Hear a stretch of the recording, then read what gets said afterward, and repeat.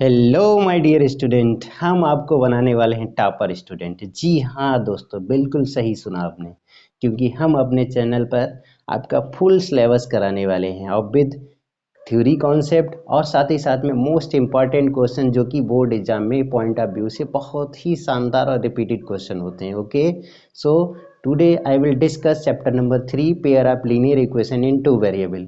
इससे पहले आपको बता दें कि हमने चैप्टर नंबर 1 चैप्टर नंबर 2 के मोस्ट इम्पॉर्टेंट थ्योरी कॉन्सेप्ट और साथ ही साथ में प्रैक्टिस क्वेश्चन रिपीटेड जो कि हर सेशन में हर साल आते हैं वो करा रखे हैं। आप चैनल पे विजिट करिएगा बाई के मैथ्स वाला विदाउट स्पेस। ओके, ताकि आपको सीक्वेंस में वीडियो देखने को मिलेंगे और आप वहाँ से जब सीक्वेंस में वीडियो देखेंगे तब आपकी बेहतर अंडरस्टैंडिंग होगी। Graphical representation of the pair of linear equation. देखिए, जो फॉर्मेशन होता है हमारा, जो स्टैंडर्ड बेसिक जनरल फार्मूला होता है पेयर ऑफ लीनियर इक्वेशन का, वो ये होता है, यानी कि a1x plus b1y plus c1 equal to 0 और साथ ही साथ में a2x plus b2y plus c2 equal to 0। मतलब ये फॉर्मेट होता है। यहाँ पर ये तो जनरल फॉर्मेट है, हम क्या कर सकते हैं, इनको अज्यूम कर सकते हैं जैसे कि 4x plus 3y plus 2 equal to 0, और दूसरा कोई ले सकते हैं 3x plus 2y minus 4 equal to 0। ठीक है, ये मतलब ये किस तरीके का है, ये जनरल फॉर्मेशन की तरह है। बस वैल्यू आपके आ जाने हैं, a1 यहाँ 4 है, b1 3 है, c1 2 है, ऐसे ही a2 3 है, b2 2 है और c2 माइनस 4 है। ओके, तो इस तरीके से अगर इनका कुछ क्वेश्चन फॉर्मेशन होता है उसमें इसकी टेबल की ज़रूरत पड़ेगी। टेबल आपको थोड़ा समझा दें कि अगर यहाँ से कोफिशिएंट, क्योंकि यहाँ से कोफिशिएंट क्या है, ये compare with these equation in to the equations. तो यहाँ पर देखिए a1 कितना हो जाएगा, a1 4, b1 कितना होगा, b1 3 और साथ ही साथ में c1 जो होगा आपका वो 2 हो जाएगा। c1 कितना हो जाएगा, 2। ओके, ऐसे ही आपका a2 3, b2 2 और आपका c2 माइनस 4, यानी कि c2 वो आपका माइनस 4। Okay, c2 minus 4। अब इनका अगर यहाँ से देखना चाहें, पहला हमारा है जो presentation of linear equation into variable का, ये 3 टाइप से होता है। क्या, या तो वो कैसा होगा, इंटरसेक्टिंग होगा, 2 लाइंस का ग्राफ प्लॉट करेंगे तो या कहीं पे कट करेंगे। दूसरा कहीं पे क्या आपको इनसाइड होगा, यानी एक के ऊपर ही एक, बिल्कुल जस्ट अपर, यानी उसके ऊपर ही दूसरी लाइन होगी, वो होती है कोइंसाइड। और एक पैरेलल हो जाती हैं, जब क्या होते हैं, कभी भी ज्वाइन नहीं करती हैं, कभी भी इंटरसेक्ट नहीं करती हैं, तो वो कैसी हो जाती हैं, पैरेलल। ओके, तो इनका एक रिलेशन होता है क्या, अगर कोफिशिएंट यहाँ से देखिए, अगर आपका coefficient a1/a2 not equal to b1/b2 हो, नॉट इक्वल टू b1/b2, यहाँ से देखिए ये 4/3 और 3/2 ये क्या इक्वल होंगे, नहीं होंगे। इसका मतलब यहाँ पर इसका मीन्स है जो पेयर ऑफ लीनियर इक्वेशन आपका गिवन है वो यूनिक सोल्यूशन है, यानी टाइप्स क्या है, इंटरसेक्टिंग है और उसके पास क्या है, यूनिक सोल्यूशन है, और क्या है, सोल्यूशन एग्जिस्ट करता है, इसलिए वो कंसिस्टेंट है। ओके, ऐसे ही दूसरा, जब सारे इक्वल हो जाते हैं a1/a2, यानी यहाँ तो डिफरेंट है बट यहाँ पर अगर सेम हो जाए रेशियो, तो वहाँ पे कंडीशन क्या हो जाती है, वो कैसी हो जाती है, कोइंसिडेंस लाइन, और उसमें मैनी इनफाइनाइट मैनी सोल्यूशंस होते हैं। ओके, कौन सी सिचुएशन में, a1/a2 equal to b1/b2 equal to c1/c2। ऐसे ही अगर नॉट इक्वल टू, यानी पैरेलल में तीसरी condition c1/c2 not equal to होते हैं, बाकी सभी a1/a2 इक्वल टू b1/b2 होता है। इसमें नो सोल्यूशन और इनकंसिस्टेंट, क्योंकि सोल्यूशन ही नहीं तो क्या होता है, इनकंसिस्टेंट। ओके, तो इसकी टेबल की हेल्प से आपके 1-2 क्वेश्चन एवरी ईयर आना ही आना। This question first, the pair of equation x plus 2y equal to 5 and 3x plus 12y equal to 10 has unique solution, no solution, more than 2 solution, infinite solution. Okay,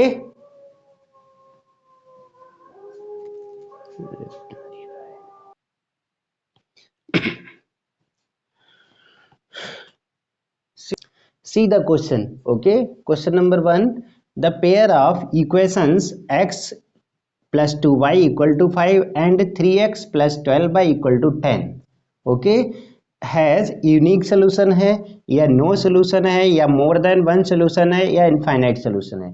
देखिए ये short में क्या है, आपके फार्मूले हैं, ये शॉर्ट में इसका टेबल का कॉन्सेप्ट है क्या, अगर ये format a1/a2 not equal to b1/b2 है तो यूनिक सोल्यूशन होंगे, अदरवाइज सभी इक्वल हैं तो मैनी सोल्यूशन होंगे, और तीसरा c1/c2 नॉट इक्वल टू है तो नो सोल्यूशन होंगे। यहाँ से कॉन्सेप्ट आप समझिए, जो a1 है ना वो x का कोफिशिएंट है, a1 what is coefficient of x, तो a1 यहाँ पे कोफिशिएंट क्या है भाई, यहाँ पे क्या, यहाँ तो बनी है ना, कोई नो कोफिशिएंट मीन्स 1, इसका मतलब a1 कितना हो गया आपका 1, और दूसरा वाला a2 coefficient of other equation in coefficient x, तो अदर इक्वेशन दूसरी वाली ये इक्वेशन है, ये वाली दूसरी इक्वेशन है। यहाँ से देखिए a2 कितना आ जाएगा, a2 3, ओके। नेक्स्ट b1/b2 यानी कि b is the coefficient of y, तो b1 कितना हो गया 2, और b2 कितना हो गया 12, b2 कितना हो गया भाई 12, ओके। अब यहाँ से आप कॉन्सेप्ट को देखिएगा, अगर a1/a2 करते हैं तो 1/3 आता है, a1/a2 कितना आएगा 1/3, और अगर b1/b2 करते हैं तो 2 बन जा 2 और 2 6 जा 2 बन जा 2 2 6 जा तो 1/6। इसका मतलब कॉन्सेप्ट क्या आया कि a1/a2 not equal to b1/b2, यानी क्या राइट कॉन्सेप्ट आया, a1/a2 not equal to b1/b2, इसका मतलब इक्वेशन हैज यूनिक सोल्यूशन, यानी कि ये वाला ऑप्शन आपका सही होगा, equation has unique solution, okay. Second question देखते हैं, the value of k for which the pair of equations 2x plus 3y equal to 5 and 4x plus ky equal to 10 has infinite solution। क्या है भाई, infinite solution के लिए all ratios are equal, okay. अब ratios को समझिए, यहाँ पर जो इक्वेशंस हैं वो 2x 3y इक्वल टू 5 और 4x plus ky equal to 10, तो जो कोफिशिएंट ऑफ x होते हैं वो a1 और a2, यानी कि a1 a2 क्या क्या है भाई बताइए, a1 कितना है 2 और a2 कितना है 4, a2 कितना है 4, क्योंकि कोफिशिएंट ऑफ x a1 और a2 होते हैं, और कोफिशिएंट ऑफ y इनको साथ साथ में अगर डिवाइड कर लें a1/a2 तो कितना आ जाएगा 2 बन जा 2 2 2 जा 4, यानी कि 1/2, ओके।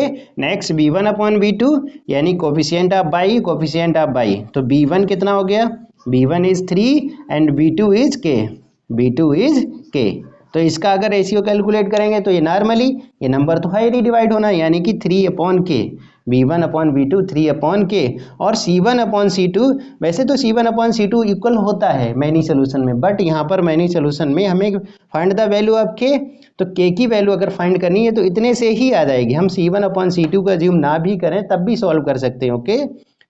हाँ यहाँ पे लिख सकते हैं फॉर मैनी सोल्यूशन a1/a2, क्या राइट कर सकते हैं बताइए भाई, a1/a2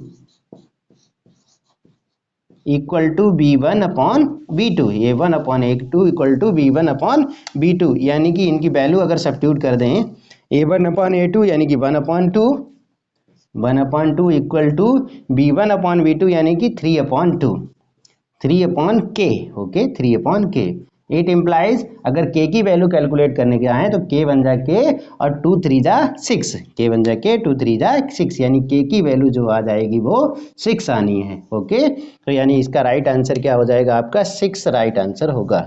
तो ये थे आपके 2 क्वेश्चन इंपॉर्टेंट, ये वेरी शॉर्ट या ऑप्शनल में भी आ सकते हैं।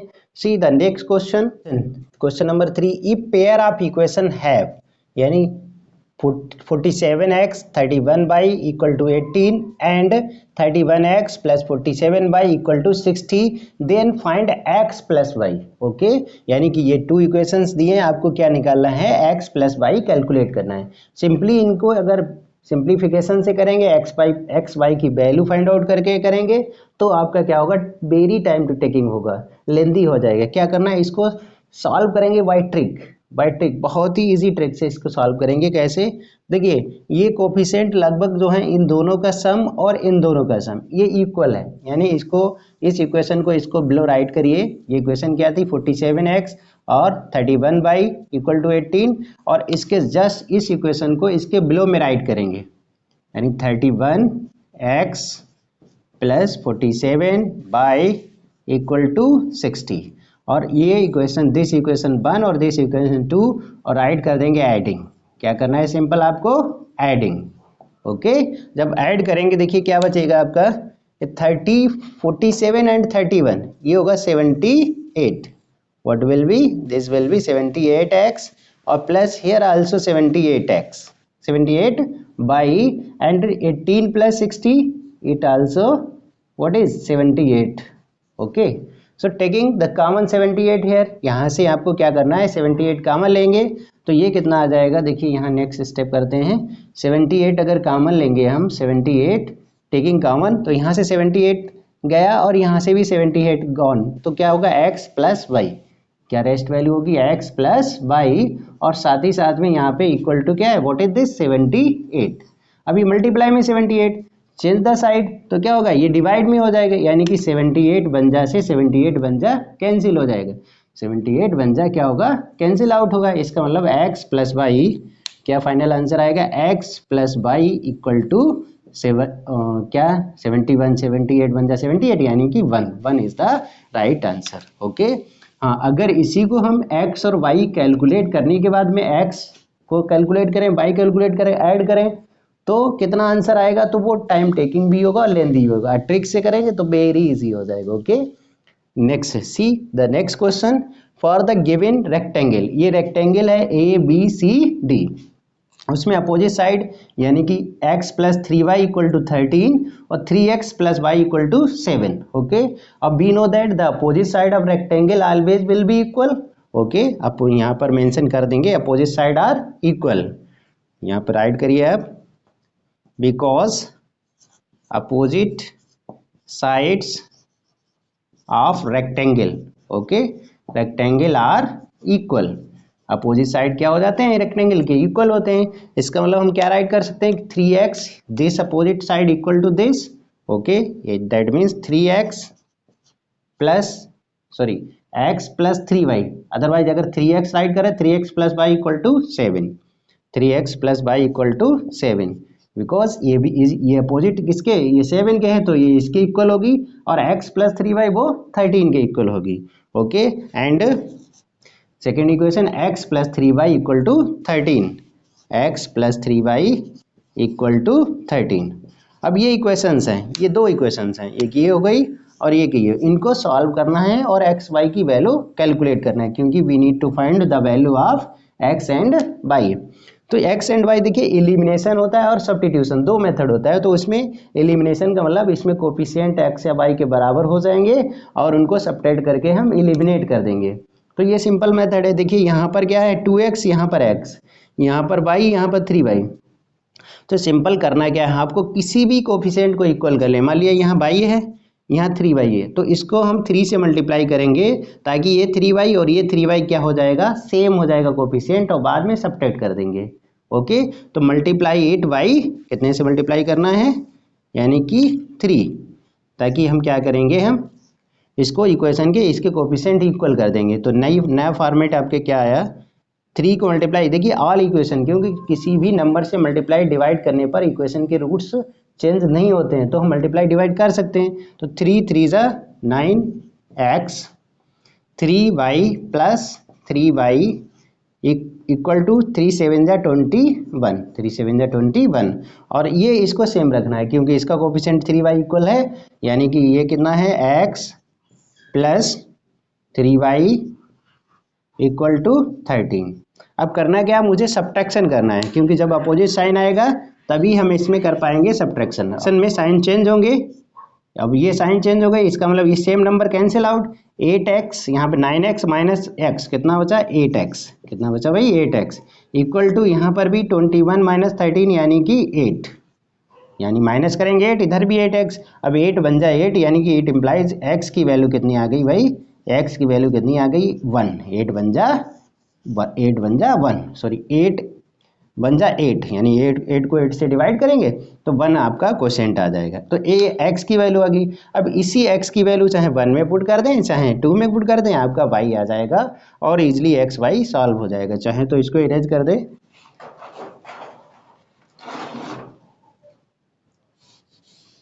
देखिए इक्वेशन क्या था आपका, x plus 3y equal to 13, what is equation, x plus 3y equal to 13। What is x here 1, तो 1 plus 3y equal to, check here, x plus 3y equal to 13। तो x इक्वल टू 1, अब यहाँ पे 3y equal to 13। हाँ, तो change the side 1, तो 1 उधर side change होगी, तो 3y इक्वल टू 13 माइनस 1 यानी कि 12। 13 माइनस 1 यानी कि 12। अब जो 3y equal to 12, 3 cancel by 12 यानी कि 3 को हम कैंसिल करेंगे, कितना होगा 4 जा, यानी y की वैल्यू कितनी आ जाएगी, y की वैल्यू 4।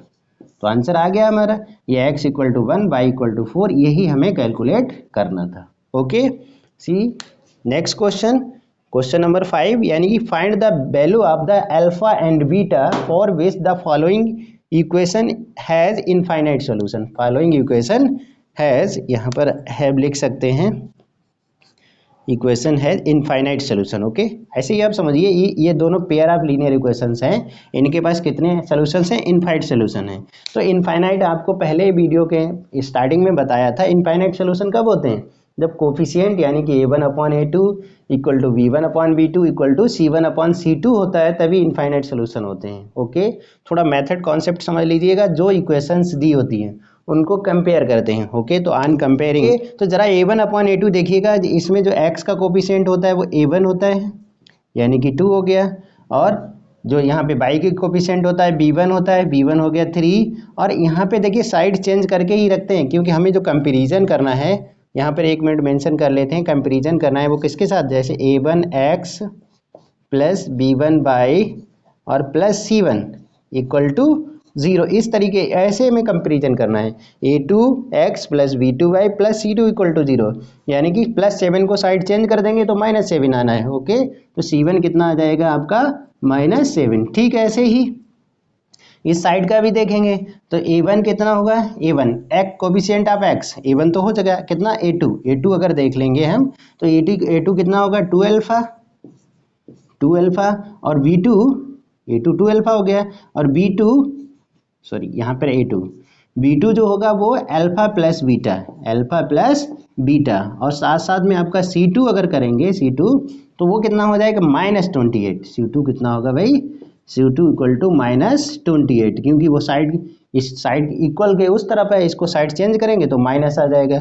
अब यहाँ से देखिए जो इक्वेशन का इनफाइनाइट मैनी सोल्यूशन क्या है, बिकॉज इनफाइनाइट सोल्यूशन, जब इनफाइनाइट सोल्यूशन दिया है इसका मतलब क्या करना है मुझे, कि a1 upon a2, infinite solution के लिए क्या होता है, a1 upon a2 equal to b1 upon b2 equal to c1 upon c2 okay, alpha a1 upon a2, तो a1 कितना है 2, a1 कितना हो जाएगा भाई मेरे 2 अपॉन a2 कितना होगा 2 alpha equal b1 is 3 upon b2 is alpha plus beta, okay, equal to c1 is -7 upon c2 यानी कि -28। ओके, अगर यहाँ से अगर इसको कैलकुलेट करें, टेकिंग दिस टू टर्म, अगर हम किसको फर्स्ट और थर्ड टर्म को ले लें, फर्स्ट एंड थर्ड टर्म, ठीक है, तो यहाँ से देखिए 2 alpha cancel by 2 alpha upon, देखिए 2 अपॉन 2 अल्फा इक्वल टू क्या है -7 अपॉन -28। ओके, तो 2 बन जा 2, और यहाँ पर माइनस कैंसिल बाय माइनस, और 7 बन जा 7 4 जा 28, यानी कि 1 upon alpha, what is rest value यहाँ पर 1 अपॉन 4। अगर रेसिप्रोकल लेंगे तो अल्फा की वैल्यू क्या हो जाएगी भाई मेरे 4, अल्फा कितना आ गया 4 आ गया। ओके, नेक्स्ट अब कौन सा टर्म्स लेंगे हम, लास्ट और सेकेंड और third, now second and third, इन सेकेंड और थर्ड से देखेंगे क्या है आपका 3 upon alpha plus beta equal to -7, इसको सिंप्लीफाई किया तो कितना आया 1 अपॉन 4, इसको क्या राइट कर सकते हैं 1 अपॉन 4। अब क्रॉस मल्टीप्लाई अगर करें तो alpha plus beta alpha plus beta equal to 4 3 जा 12 और अल्फा इक्वल टू 4 यहाँ सब्स्टिट्यूट कर देंगे तो अल्फा की वैल्यू क्या रख देंगे 4 और प्लस बीटा इक्वल टू 12 और 4 साइड चेंज होगी तो क्या हो जाएगा -4 यानी कि बीटा की finally answer beta equal to आ जाएगा 12 - 4 equal to beta equal to 8।